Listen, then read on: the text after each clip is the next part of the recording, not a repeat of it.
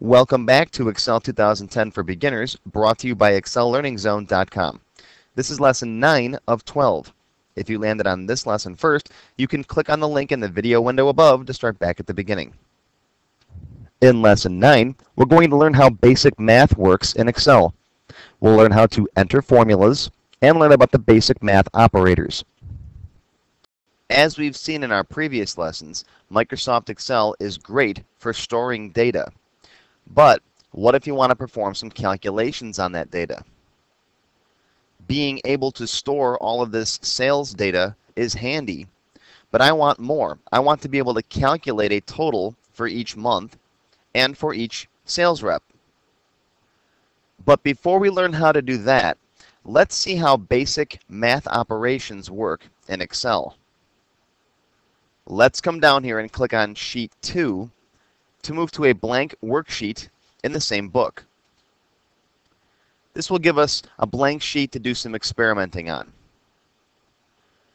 Let's type in a couple numbers. In cell A1, I'll put the number 10, enter.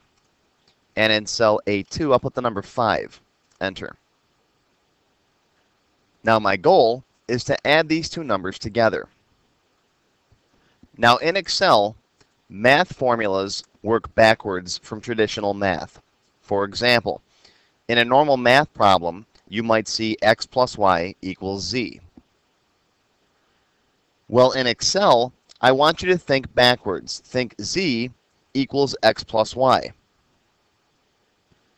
Now, instead of x and y, we're going to substitute in the cells that we want to add. So in this case, z equals A1 plus A2, if you want to add those two cells together.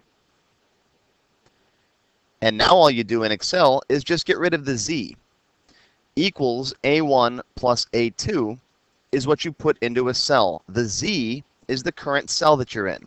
You're going to set z's value, or the current cell's value, equal to A1 plus A2. And it's very important in Excel to make sure that you start each formula off with an equal sign. You have to use the equal sign to indicate that you're starting a formula. Now let's go back to our spreadsheet. And just so you can see a little better, I'm going to zoom in just a little bit using the zoom tool here. Zoom in just a little bit. There we go. Now in cell A3, I want to put the result of adding A1 plus A2. So to begin a formula, I start with the equal sign. Then you type in the two cells you want to add. So A1 plus A2, and then press enter. And there's my result, 15. 15 is equal to 10 plus 5. And again, I just want to take a second to stress, don't forget the equal sign. Whenever I teach the Excel Basics class in the classroom, 90% of the time when a student doesn't get their formula right, it's because they forgot the equal sign. If you don't type the equal sign in, it's not going to work right.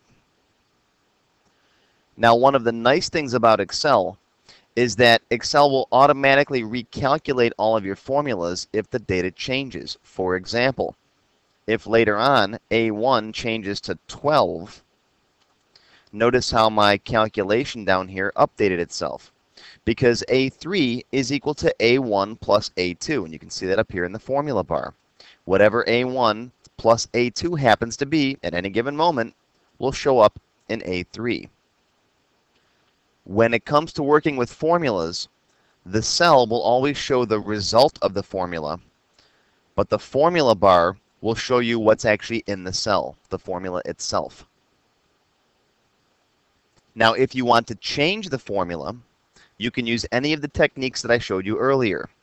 You can double-click on the cell, or you can click up here in the formula bar, or you can press F2. I'm going to click here in the formula bar. Now notice A1 and A2 are different colors, and you can see little colored boxes around the cells down here. That's just Excel's way of letting you see visually what cells or ranges of cells you're working with. A1 plus A2 show up in color.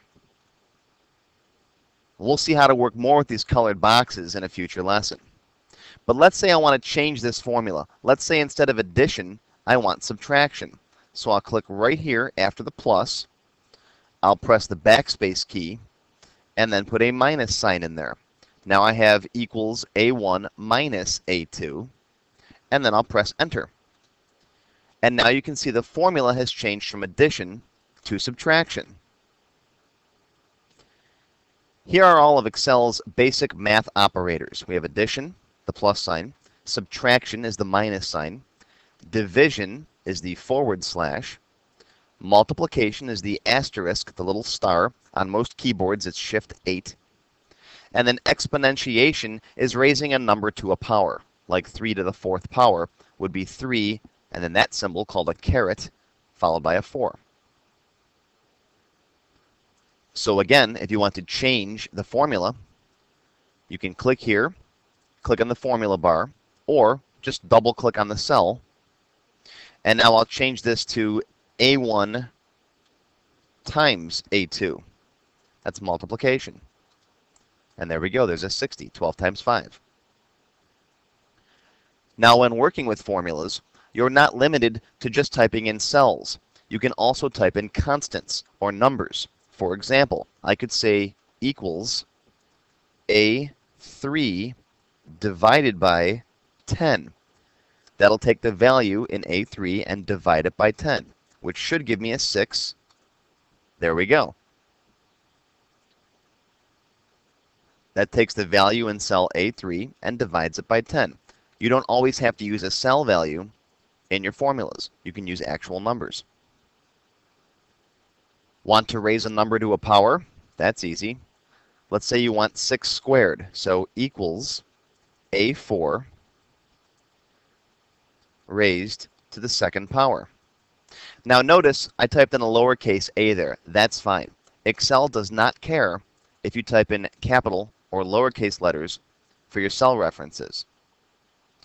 A4 to the 2nd power, 36. 6 times 6. Okay, so we're done with this temporary data. I want to delete the whole column. Now, I could just select all of this data and press delete, or I can wipe out all of the information in the column at once by simply clicking up here on the column header, the actual letter A, and that will select the entire column. Now I can press delete on the keyboard. That's how you clear the contents or erase an entire column. Technically, it's called clearing a range of cells. This is the end of Lesson 9. You can click on the link above in the video window to jump to Lesson 10. Also, don't forget to subscribe and get notified when I release any new free tutorials. For more information on my Excel courses, visit my website at 599cd.com/XYT2010.